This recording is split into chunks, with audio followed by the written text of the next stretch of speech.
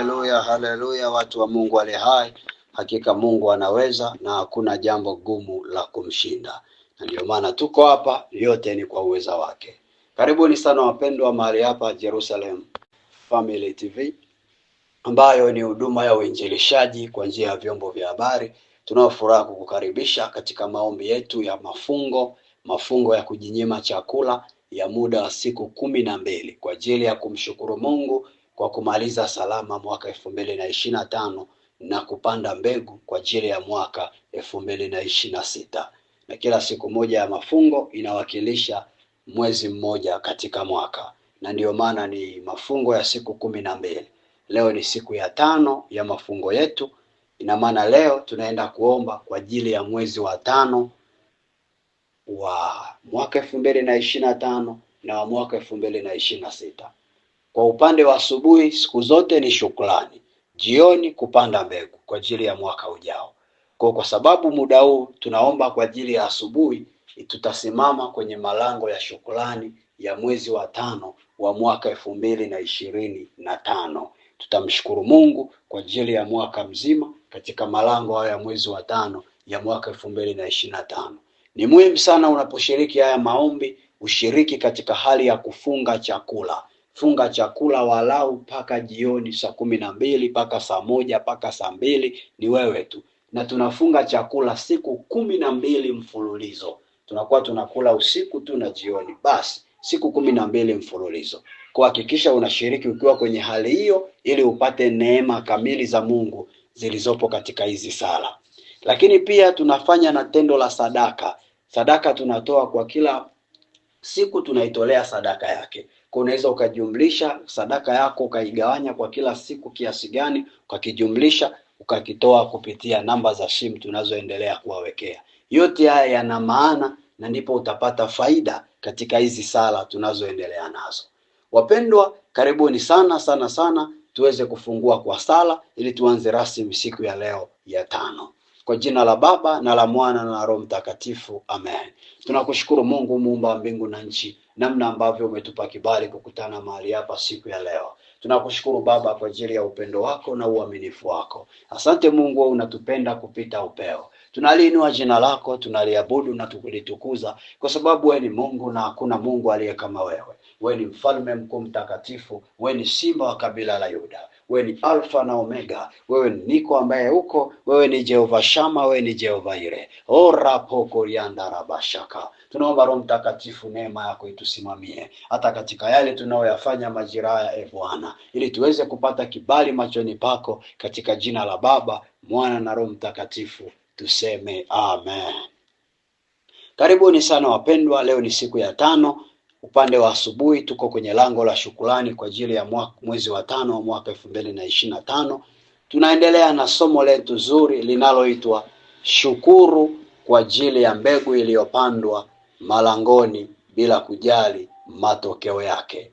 Shukuru kwa ajili ya mbegu iliyopandwa malangoni bila kujali matokeo yake. Shukuru kwa ajili ya mbegu iliyopandwa malangoni bila kujali matokeo yake. Andiko letu la msingi linalobeba haya maombi ni kile kitabu cha Injili ya Marko sura ya 4 mstari wa 3 hadi wa 8. Injili ya Marko sura ya 4 mstari wa 3 hadi wa 8. Marko 4:3 hadi 8 inasema namna hii: Sikilizeni, tazama mpanzi alitoka kwenda kupanda. Ikawa alipokuwa akipanda, mbegu nyingine ilianguka kando ya njia, wakaja ndege wakaila. Nyingine ikaanguka penye mwamba pasipokuwa na udongo mwingi, mara ikaota kwa kuwa na udongo haba. Hata jua lilipozuka iliungua, na kwa kuwa haina mizizi ikanyauka. Nyingine ikaanguka penye miiba, ile miiba ikamea ikaisonga isizae matunda. Nyingine zikaanguka penye udongo ulio mzuri, zikazaa matunda, zikamea na kukua na kuzaa, 130, 160, 100. Wapendwa, katika hili neno tumekuwa tukiangalia namna ambavyo mpanzi alipanda aina 4 za mbegu. Na huyu mpanzi ni mimi au wewe. Alipanda aina 4 za mbegu. Mbegu ya kwanza aliipanda kando ya njia, ndege wakaja wakaila, haikuota. Mbegu ya pili akaipanda kwenye mwamba, jua likaichoma, na yenyewe pia haikuota, ikaungua, ikaishia hapo. Mbegu ya tatu akaipanda kwenye mwiba, na yenyewe pia haikuota, miiba ikaisonga. Mbegu ya nne akaipanda kwenye udongo mzuri, ikaota. Na hizi mbegu zote mpanzi alipanda akiwa anategemea kuvuna, lakini alivuna tu kwenye moja. Sasa katika somo letu hili tumekuwa tukitembea kujifunza aina hizi nne kwa kupita na aina moja baada ya nyingine. Mpaka sasa tumeshajifunza juu ya aina ya kwanza ambayo ni mbegu zilizoanguka kando ya njia zikaliwa na ndege. Tumeshajifunza aina ya pili ambayo ni mbegu iliyopandwa kwenye miamba ikafa kwa kuchomwa na jua kwa sababu haikuwa na mizizi. Leo siku ya tano tutaenda kuanza kujifunza aina ya tatu ya mbegu. Tutaenda kuanza kujifunza aina ya tatu ya mbegu ambayo inaitwa mbegu iliyopandwa kwenye miiba ikashindwa kuota kwa ajili ya kusongwa na miiba. Mbegu iliyopandwa kwenye miiba ikashindwa kuota kwa ajili ya kusongwa na miiba. Hii ni aina ya tatu ya mbegu tutakayoanza rasmi kujifunza siku ya leo. Ni aina ya tatu ya mbegu tutakayoanza rasmi kujifunza siku ya leo. Inaitwa mbegu iliyopandwa kwenye miiba ikashindwa kuota kwa ajili ya kusongwa na miiba. Hii tunaiona kwenye kitabu kile kile, wala usiame kurasa, baki pale pale kwenye Injili ya Marko sura ya 4. Tunaenda pale kwenye mstari wa 7 peke yake. Usisome mistari mingine ile tuliyosoma. Wewe soma tu ule wa 7 peke yake. Inasema hivi: nyingine ikaanguka penye miiba, ile miiba ikamea, ikaisonga isizae matunda. Kwa tunaona kuna mbegu akaipanda kwenye miiba na ile miiba ikamea. Kuna kitu nataka uone hapa. Alichopanda ni mbegu, ila kilichomea ni miiba, sio mbegu. Na miiba ilipomea ikaisonga mbegu, haikuzaa matunda. Ni sawa na mkulima anayelima shamba la mahindi, anapanda mahindi afu anakuta magugu yameota na sio mahindi, na magugu yanaota mengi kana kwamba alipanda magugu. Na akifika hivi shambani analiangalia shamba lake alimalizi, akicheki namna hii kilichomea ni magugu matupu, afu mahindi hayaonekani. Unafika unafuuliza, samani mpendwa, ulipanda mazao gani hapa? Anakwambia nilipanda mahindi lakini yameota magugu tu hapa. Anaangalia mahindi liko hindi moja moja ni magugu yamesonga. Kwa ambao wamewahi kwenda shamba au wenye wanaolima wananielewa vizuri zaidi. Ndio kilichotokea kwa huyu jamaa. Amepanda mbegu, ikaota miiba, ikasonga mbegu, na mbegu haikuonekana. Naomba kukukumbusha, tunapoongelea mbegu kwa mujibu wa hili somo, tunapoongelea mbegu tunakuwa tunamaanisha mipango na malengo tunayokuwa nayo na tunategemea kuitimiza ndani ya mwaka husika. Kila mwaka kila mtu anaingia akiwa na mipango yake, akiwa na malengo yake ambayo anakuwa anategemea kuitimiza kwenye huo mwaka. Asa hiyo mipango yako, hayo malengo yako ndiyo mbegu tunayoiongelea hapa. Na tunapokuwa tunaongelea miiba, tunakuwa tunamaanisha miiba ni ujumla wa shughuli za dunia, udanganyifu wa mali na tamaa za mambo mbalimbali yasiyo ya utukufu wa Mungu, zinazoweza kukukumba na kukufanya upoteze mwelekeo wa kusimamia lengo ili utoke nje ya lengo. Nasema hivi, miiba ni ujumla wa shughuli za dunia, udanganyifu wa mali na tamaa za mambo mbalimbali yasiyo ya utukufu wa Mungu zinazoweza kukukumba na kukufanya upoteze mwelekeo wa kusimamia lengo ili utoke nje ya lengo. Sasa kila mmoja anapouanza mwaka anakuwa na mbegu, anakuwa na mipango na malengo yake. Hasa miiba ni zile shughuli za dunia, ule udanganyifu wa mali na tamaa mbalimbali zisizokuwa za utukufu wa Mungu, ambazo zinakuja kukukumba na zinakufanya upoteze mwelekeo wa kuacha kusimamia lengo, mbegu uliokuwa nayo kwenye huo mwaka.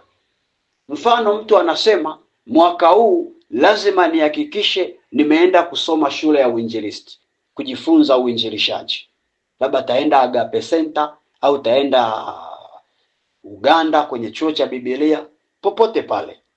Kwa hiyo unakuwa una hilo lengo, lakini ghafla unakumbwa na shughuli fulani ya dunia ambayo inakufanya uache hilo lengo ulilokuwa umelipanga, hiyo mbegu uliyokuwa umeipanda kwenye huo mwaka, na unaenda kufanya kitu kingine kinyume na Mungu alivyokuwa ametaka uende kama mbegu ulivyopanda. Hiyo ndo tunaita miiba. Miiba kwa lugha nyingine nyepesi ni mambo yanayokutoa nje ya leli. Ni mambo yanayokutoa nje ya leli. Wanaojua Kiswahili vizuri wananielewa. Kwa mfano, unapofika pale railway station, leli, treni ina njia yake, treni. Sasa ukitoa treni nje ya ile njia yake, inapata ajali na watu wanaweza wakafa au wakajeruhiwa. Inategemeana na spidi iliyokuwa nayo. Sasa binadamu, malengo yake, mipango yake, zile mbegu zake ni kama njia yake ya treni. Miiba ni vile viji mambo vinavyokuja kuibuka, vinakutoa kwenye hiyo njia. Mfano, mtu anauanza mwaka akiwa na bidii ya kukamilisha lengo lake la kununua gari, lakini ghafla inatokea jambo linakutoa kwenye mpango, unajikuta unaacha kushughulikia kununua gari, unaanza kuhangaikia kununua nguo. Ina maana kuna mwiba umekuja, umekusonga, umekutoa kwenye leli ya kununua gari, umekupeleka kwenye leli ya kununua nguo, kinyume na leli uliyokuwa nayo. Hiyo ndio inaitwa miiba. Nafikiri unanielewa. Kile kitabu cha Marko sura ya 4 mstari wa 18 hadi wa 19 kina lugha nzuri zaidi. Kitabu cha Injili ya Marko sura ya 4 mstari wa 18 hadi wa 19. Injili ya Marko sura ya 4 mstari wa 18 hadi wa 19 inasema namna hii. Marko 4:18-19. Na hawa ndio wale wapandwao penye miiba. Sikia hiyo. Na hawa ndio wale wapandwao penye miiba, ni watu walisikiao lile neno, na shughuli za dunia na udanganyifu wa mali na tamaa za mambo mengine zikiingia, hulisonga lile neno. Kwa lugha yetu tunaweza tukasema uisonga ile mbegu, likawa halizai, ikawa haizai.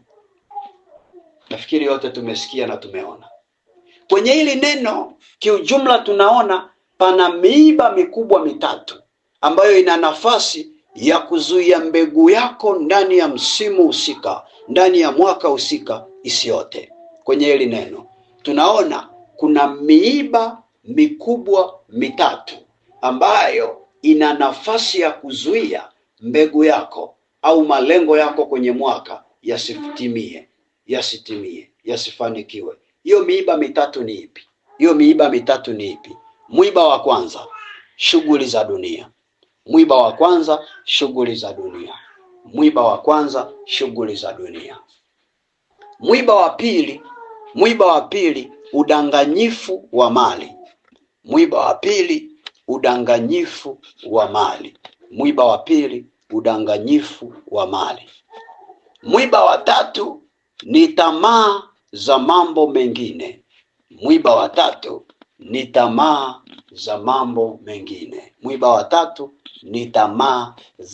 mengine. Kwa ujumla tunaona miiba mikubwa mitatu: shughuli za dunia, udanganyifu wa mali na tamaa za mambo mengine, kwamba ni miba mikubwa mitatu ambayo ina nafasi ya kuzuia mbegu yako, malengo yako. Nikisema mbegu namaanisha malengo unayoingia nayo kwenye mwaka yasitimie. Sasa kwa uwezo wa Roho Mtakatifu tutapita kuchambua mwiba mmoja baada ya mwingine kiundani wake, ili tupate kile ambacho Mungu anataka upate. Sipendi sana kufundisha kwa kukimbia kimbia, ini mradi kufundisha. Natamani kukufundisha uondoke umepata kitu cha kukusaidia mwaka mzima utembee nacho. Sema amen, sema amen. Na ndio maana Roho Mtakatifu amekuleta kwenye hii shule, akupe package utembee nayo mwaka mzima, na Mungu akusaidie. Tuanze na mwiba wa kwanza. Mwiba wa kwanza unaitwa shughuli za kidunia. Shughuli za kidunia. Shughuli za kidunia. Wapendwa, sio kila shughuli za kidunia ni miiba ya kutukwamisha, kwa sababu unaweza ukasikia mwiba unaokwamisha. Kwa kila shughuli ya kidunia ukaifikiria ni mwiba wa kukukwamisha. Ukweli ni kwamba si kila shughuli ya kidunia ni miiba ya kukukwamisha. Hapana, kwa sababu dunia nayo iliumbwa na Mungu. Dunia haikuumbwa na shetani, ila iliumbwa na Mungu. Kitabu cha Matendo ya Mitume ile sura ya 17 ule mstari wa 24, kuna kitu tutapata pale. Matendo ya Mitume sura ya 17 mstari wa 24. Matendo ya Mitume 17:24 inasema, Mungu aliyeufanya ulimwengu na vitu vyote vilivyomo, yeye kwa kuwa ni Bwana wa mbingu na nchi, hakai katika hekalu zilizojengwa kwa mikono.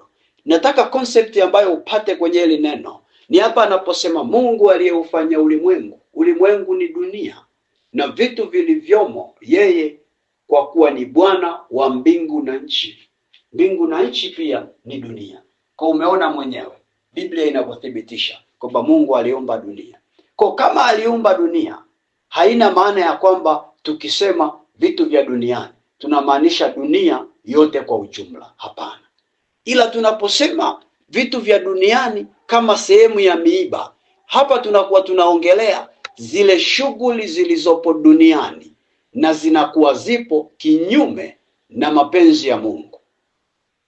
Tunapoongelea dunia kama sehemu ya kukukwamisha, tunakuwa tunaongelea zile shughuli zilizopo duniani zilizo kinyume na mapenzi ya Mungu. Hatuongelei shughuli zote kwa ujumla, ila tunaongelea zile ambazo zipo kinyume na mapenzi ya Mungu, ambazo ukizifuatilia zinaweza kukutoa nje ya kusudi la Mungu, kukutoa nje la malengo yako ulionayo kwenye mwaka husika. Zinakutoa kabisa.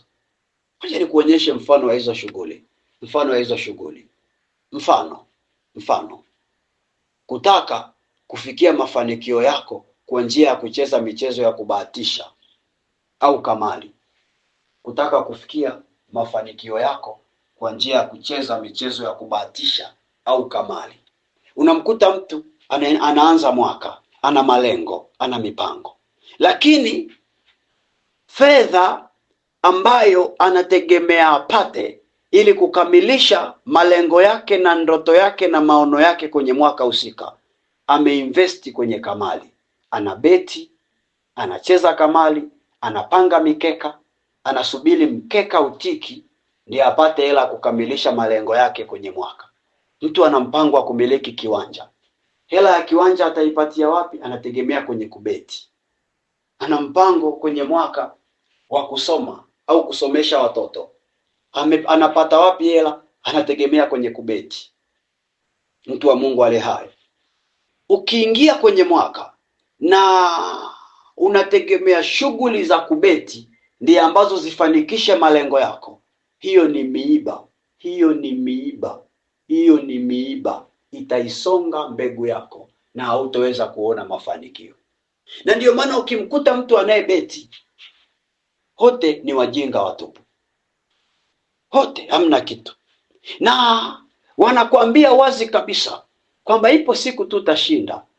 Anapata hela kwenye kubeti. Anapata hela kwenye kubeti. Anapata hela kwenye kubeti. Umaskini umemwandama, lakini haachi kubeti. Nyumbani hajaacha hela ya matumizi, ameenda kupanga mkeka wa 10,000. Anasema hii 10,000 ikitiki itakuwa milioni 100. Analiwa yote. Na wale jamaa wanavyopanga, unakuta unaambiwa ungeshinda, lakini sema kuna timu moja ili draw, ndio maana hujashinda wewe. Kwa hiyo umeliwa. Alafu mnasikia kuna mtu sehemu fulani ameshinda milioni 100. Hamjui, hamjawahi kumuona, mna uhakika gani kama kweli kaishinda hiyo milioni 100? Watu wa Mungu wale hai. Haijalishi umewahi kubeti ukashinda, umewahi kubeti ukaliwa, kubeti ni kubeti na kubeti ni kosa. Hiyo ni miiba ambayo itakufanya usifanikiwe daima kwenye maisha yako. Achana na shughuli za dunia zinazohusisha kamari. Michezo ya kurusha diska, achana kabisa na kamari. Achana kabisa na kamari. Kuna eneo fulani nafahamu, wanafunzi walikuwaga wanatoroka, wanaenda kucheza kamari. Kimewekwa kimashine fulani cha Kichina. Unadumbukiza hela ya sarafu, unabonyeza mahala, kinalia kurr, kinatema vitu pale. Kwa unakuta wanafunzi akipewa 1,000 na wazazi wake, anaenda kubeti. Anaenda anachange na wala hawachukui hela nyingi. Ni 200 tu au 500 ya sarafu. Anaweka 200, anabonyeza, inaliwa. Anaweka tena, anabonyeza, inaliwa. Afu akiliwa kabisa, akianza kuongea wanataka kumpiga. Nisikie. Ukimpa mtoto wako hela ya kula shule, usimpe hela kubwa kuliko matumizi aliyonayo, kwa sababu unamsababishia balaa jingine. Mpe mtoto wako hela inayomtosha. Na pia unapompa mtoto wako hela, mfundishe asibeti. Maana hichi kitu kimeinuka kwa sasa. Pamefika mahala baadhi ya wanafunzi wanabeti paka ada za shule. Mzazi ametafuta hela kwa shida, mtoto wako anaibeti. Mtu wa Mungu, mtu wa Mungu, mtu wa Mungu ulioko hapa, ukitaka kufanikiwa, ondoka kwenye kubeti. Kubeti na kamari za aina zote ni miiba inayosonga mafanikio. Na ndio maana kuna watu wako hapa wananisikiliza, 2025 hawakufanikiwa kwa sababu hela zao nyingi walimaliza kwenye kamari. Ramonderebo shakaraba. Kuna mtu nasikia anauliza swali. Na ile mikopo ya nyonya damu inakuwaje? Mtu wa Mungu, mkopo wa nyonya damu ni kama kubeti. Kwanza angalia jina lenyewe, nyonya damu. Halina hata utukufu wa Mungu. Nyonya damu. Mtu wa Mungu, usikope kwenye nyonya damu. Ni sawa tu na kubeti. Na ndio maana kuna watu mko hapa mwaka mzima mmeshindia mkikimbia madeni. Hayalipiki, maana ni nyonya damu. Usibeti, usikope nyonya damu. Rakarobonderebo shakaraba. Kanisa linaelekeza utaratibu sahihi wa kukopa. Njoo tukufundishe, ipo siku tutafundishana, lakini usikope kwenye nyonya damu. Wakati mwingine ukitaka kukopa, nenda kaonane na washauri wa fedha, nenda kaonane na washauri wa kanisani. Ni watu wachache sana ambao wanaweza wakaja kwenye huduma kusema, mwalimu, naomba unishauri, nataka kukopa.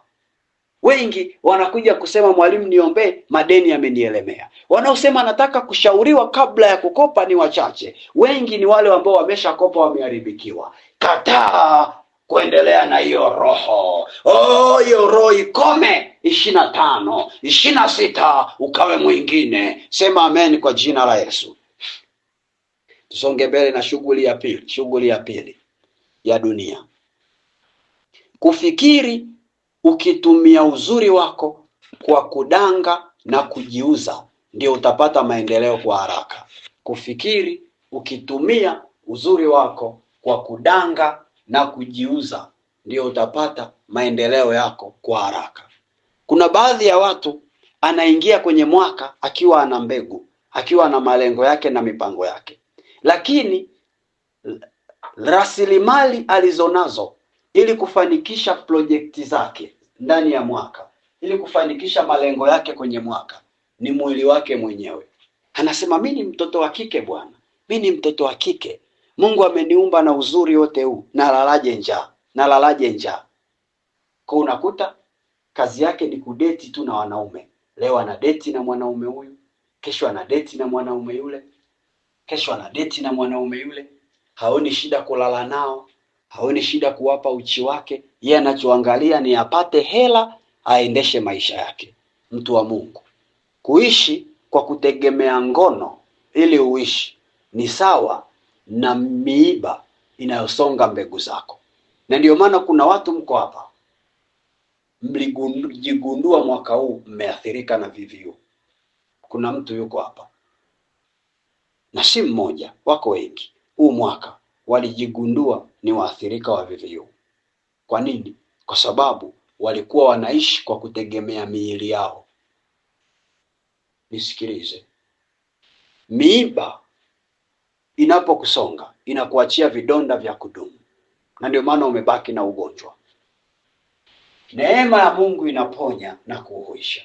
Rudi kwa kitubio na maungamo. Mungu anaweza akakusamea ukapona, ila usitende dhambi tena. Na ndio maana mtu wa Mungu ulioko hapa, ondoka kabisa kwenye kutegemea uzinzi ili kufanikisha malengo yako. Ondoka kwenye kutegemea kutembea na mshangazi. Siku hizi kimeibuka kitu cha ajabu. Vijana wadogo wanajihusisha kwenye mahusiano na wanawake watu wazima kama vile mama zao. Unakuta mwanaume ana miaka 20, ana deti na mwanamke ana miaka 33. Wanaita mshangazi vijana wa mjini. Mtu wa Mungu, usije ukaingia kwenye mwaka ukiwa una malengo ambayo unategemea mshangazi ndio ili aweze kufanikiwa. Hiyo ni miiba, hutofanikiwa. Na ndio maana unakuta eti kuna mahala fulani, nakumbuka kitu cha ukweli kabisa, kuna vijana fulani nilikuwaga naongea nao, hawana kazi. Wananiambia, mwalimu, sisi hatuelewi kwa nini hatuna kazi. Siji mwalimu, unatusaidiaje? Nikawa na washauri vile navyoweza kuwashauri. Siku nyingine nikawakuta tena mahala fulani, nikawa nimeenda kufanya mazoezi.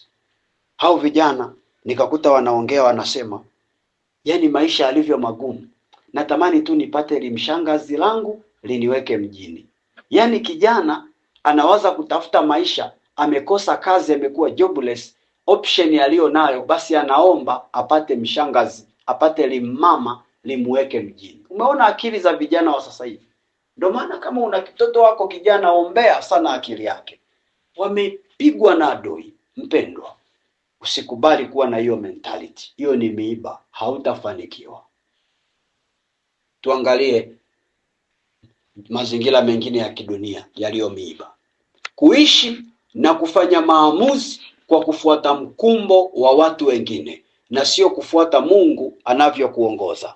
Kuishi kwa kufanya maamuzi kwa kufuata mkumbo wa watu wengine na sio kufuata vile Mungu anavyokuongoza.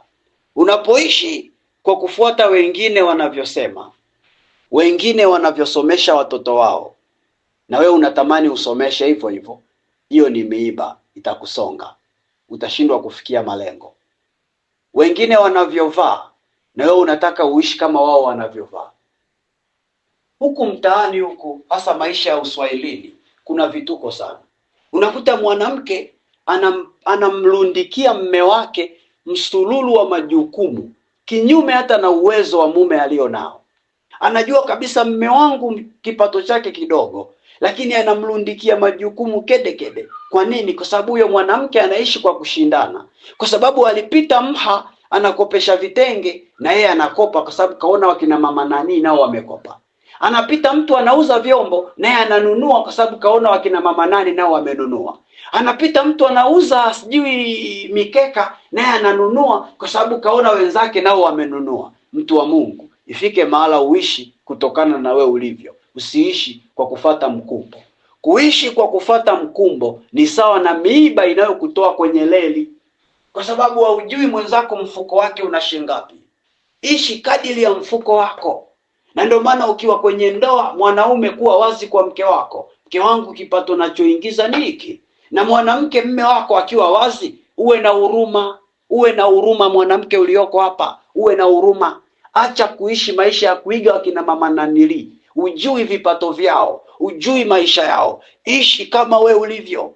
Na kuna wanawake mko hapa, mmekuwa sababu za kuwakwamisha wame zenu. Mwanaume kila siku anakulipia madeni. Kila siku mwanaume anafanya kazi ya kukulipia madeni. Na wanawake wengine mnapika mboga kwenye nyumba yenu kinyume na bajeti ya hela mlioachiwa, mnatesa watoto. Unawapikia watoto kila siku mnafu mchicha, mnafu mchicha, mnafu mchicha tembele, mnafu mchicha tembele. Na siku hizi mmeonjua na kukawekea ndimu, unakawekea na tembele ndimu kidogo, mnafu mchicha tembele la ndimu, mnafu mchicha tembele la ndimu. Kwa nini? Si kwamba hauna hela, hela zote kwenye rejesho. Una mikopo ya sirisiri, mme wako haijui. Unacheza michezo ya silisili kwa kijumbe, mme wako hajui. Na hata ukipata hela mume hata haioni. Watoto wanateseka, we unaenda kucheza michezo. Haya, dada niambie, hiyo michezo tangu uanze kucheza umechangia nini kwenye pato la hiyo familia? Umeleta nini kwenye hiyo familia? Usianze kuniambia mwalimu unajua, mwalimu unajua. No. Acha miiba. Umekuwa sababu ya kufanya huyo mwanaume ashindwe hata kuendesha gari. Umekuwa sababu ya kufanya huyo mwanaume ashindwe hata kuongoza hiyo nyumba, mpate kiwanja, mpate nyumba yenu. Mtapangisha mpaka lini? Umri unaenda. Mpaka lini mtakazana tu mnazunguka kwenye mikopo? Lini mtaacha kukopa? Kumbukeni umri wenu umeenda. Kuna watu wengine mlipokuwa na umri fulani mlikuwa mnaweza kumeneji mikopo, lakini ghafla siku hizi mkopo wa milioni 20 unawashinda. Lakini zamani milioni 20 ilikuwa ni chai kwenu, mnailipa. Kwa nini? Unasema tu naombeni mniombee, kuna pepo limeinuka. Zamani nilikuwa nakopa hadi milioni 500 nailipa, siku hizi milioni 10 silipi. Mpendwa, una umri gani? Kuna mtu mmoja niliwahi kumuuliza, aliniambia anashindwa kulipa mkopo. Nikamuuliza, kwani baba una umri gani? Akanambia na miaka 50 na. Nikamwambia, sasa mzee wangu, miaka 50 na unataka ukope milioni 70, miaka 50 na. Hebu jionee huruma basi. Utakufa hata watu washindwe kusoma usia vizuri, maana kuna mahala atasema marehemu ameacha deni la milioni 70. Kuna muda jionee huruma. Angalia namna 2025 ulivyoteseka. Umejikanyaga vya kutosha. Ifike mahala acha kuishi kwa kufata mkumbo. Ishi kadiri ya wewe ulivyo, vile Mungu anavyokuongoza, vile Mungu anavyokuongoza ndani yako. Ifike mahala tembea sawa sawa na Mungu anavyokuongoza. Mashine ya kusaga. Mashine ya kusaga. Nasikia Roho Mtakatifu ananiambia mashine ya kusaga. Mashine ya kusaga. Karabosha karabaseke. Mashine ya kusaga. Randa rabosha kanderebosaka. Rakarianderebo shamandarabasa. Namuona mtu ambaye 2025 aliteseka na mashine ya kusaga. Na mashine ya kusaga. Roho Mtakatifu ananiambia nimwambie huyo mtu, mashine ya kusaga iliyokutesa mwaka mzima haikuwa mpango wa Mungu uimiliki, haikuwa mpango wa Mungu uwe nayo, ila uliimiliki kwa kuiga mkumbo. Roho Mtakatifu anasema fanya toba ili uondokane na huo mradi. Watu wa Mungu, kuna miradi mnamiliki inawatesa. Ilikuwa ni Mungu ametaka mmiliki, kafanye toba. Ndio maana ile siku niliwaambia mwisho wa mwaka kunakuwa na maungamo. Kwa mfano leo parokiani kwetu wametangaza maungamo. Sijui nyie huko kwenu vipi? Hata kama wajatangaza, wapo, nenda kaungame. Umegundua umekaa kila siku unanisikiliza hapa, unanisikiliza, kuna mahala umegundua ulikosea, nenda kaungame. Ili Mungu akuondolee hiyo dhambi, upate neema ya kuinuka upya 2026. Wacha nikuonyeshe shughuli nyingine. Kuishi kwa kuigiza ili uonekane na wewe una hela, kumbe hauna hela. Kuishi kwa kuigiza ili uonekane na wewe una hela, kumbe hauna hela. Kuna watu wanaishigi maisha ya maigizo. Inaitwa pretending, kuigiza.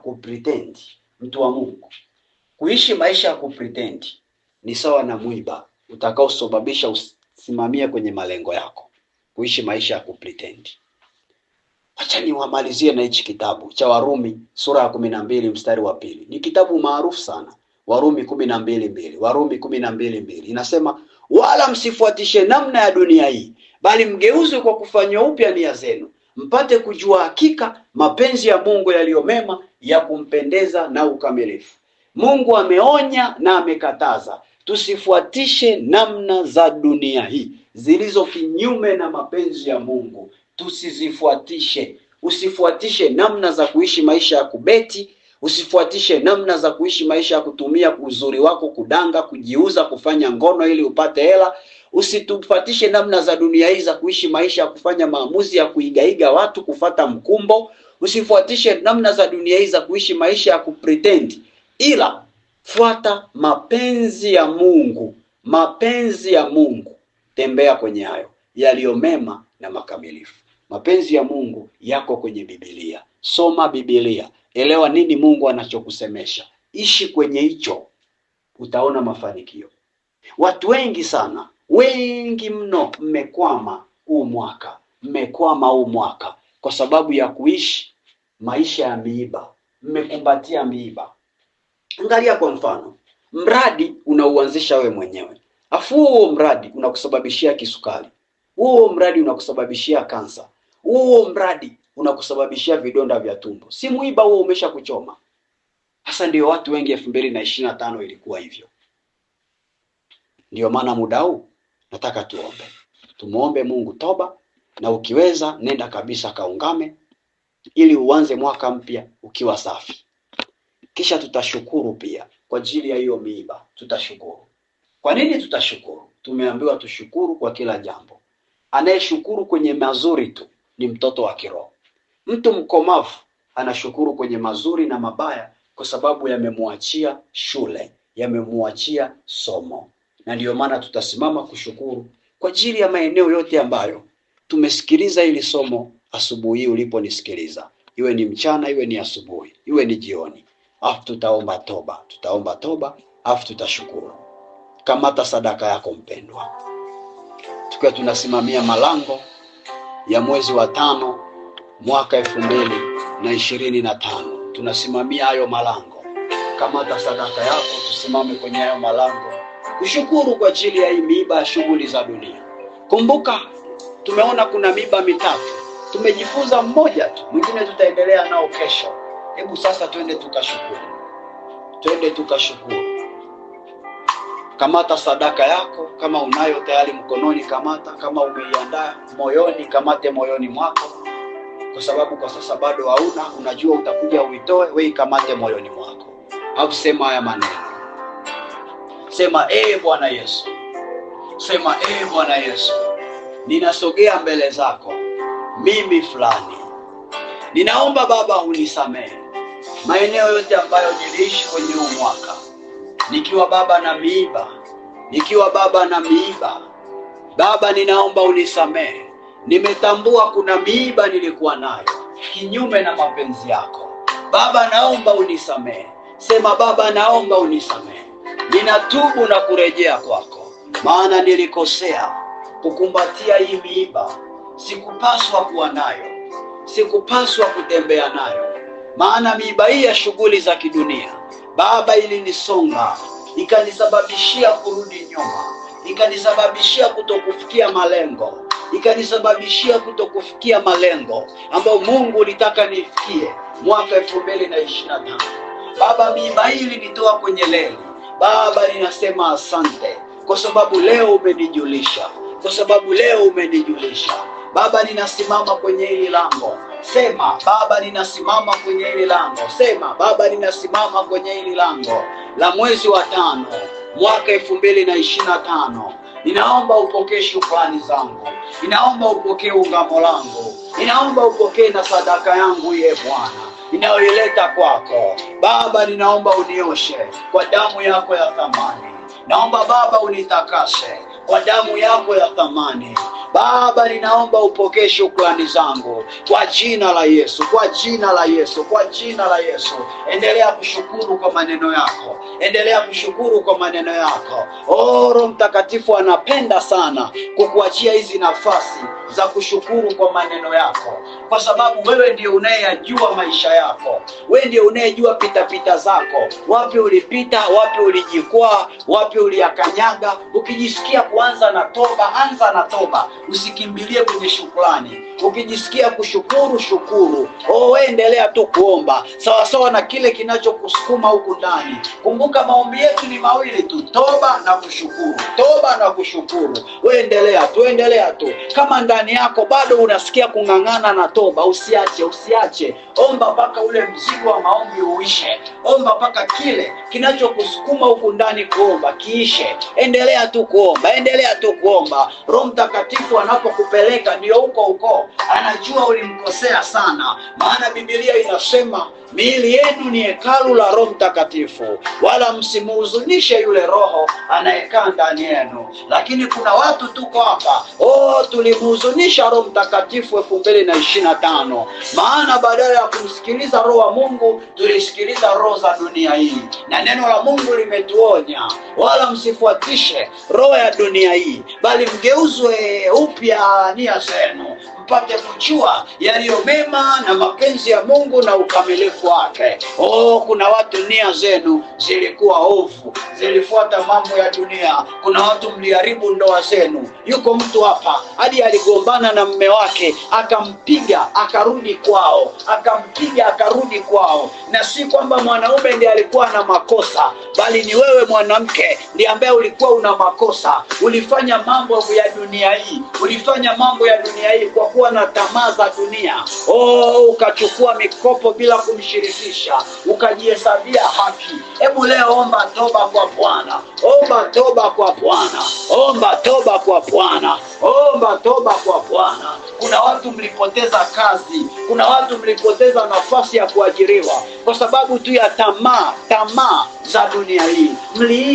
Mlipata mikumbo. Ulisikia marafiki zako wanasema bila shingapi sifanyi hii kazi, na wewe pia ukajisemea hivyo kwamba yani mimi bila shilingi kadhaa siwezi kufanya kazi, na matokeo yake umekosa kazi kwa ajili ya ujinga wa moyo wako. Omba toba kwa Bwana. Mwambie Mungu, nisamehe, nilikuwa sijui, hata niliposhauriwa nilikuwa mjuaji. Omba toba kwa Bwana. Rapo koriandere boshaka. Endelea tu kuomba. Unanena kwa lugha, nena kwa lugha. Roho Mtakatifu yuko kazini. Endelea kuomba, mtu wa Bwana, endelea kuomba. Usinyamaze, endelea kuomba, usinyamaze. Unajisikia kushukuru, we shukuru tu. Shukuru hata kwa ajili ya maumivu ulio nayo mpaka sasa. Shukuru hata kwa ajili ya hasara ulizo nazo. Shukuru hata kwa ajili ya ugonjwa uliobaki nao, kwa ajili tu ya mambo ya dunia. We shukuru kwa Bwana. Kushukuru ni mbegu inayokuletea zao jema kwenye kesho yako iliyo nzuri ya 2026. Na ndio maana huwezi kuomba jipya kabla ya kusema asante. Sema asante. Hata kama unaona ni hasara tupu, we shukuru. Maana neno ndivyo lilivyosema, shukuruni kwa kila jambo, maana hayo ndiyo mapenzi yake. Rakandekerie. Unajisikia kuimba, imba. Kuna mtu amejikuta tu upako wa maombi umeisha, ana upako wa kuimba. Imba. Paulo na Sila waliimba, milango ya gereza ikatikisika. Kuimba pia ni msala, kuimba pia ni sala. Imba.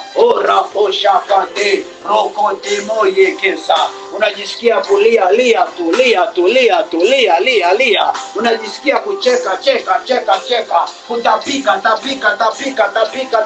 kutema, kichomi, hata kikuchome. Ndio kufunguliwa kwako kunatokea. Mungu hataki umalize mwaka na makando. Akasema sitavuka na ile. Hataki uvuke na ile. Umezunguka huo mlima, yatosha. Ndivyo neno la Mungu lilivyosema. Mmezunguka mlima, imetosha. Raposhaka ndereboshaka liekenda kaseke. Raposhaka 2026 isiwe ya kuzunguka milima. Ndio maana shukuru kwa milima yote uliyoizunguka huu mwaka. repusha manda rekeriaka terebosha rikariaka terebosha rikarieke tekendekeriakamo. Endelea tu kwa maneno yako, endelea mpaka ule mzigo ndani yako uishe. Endelea.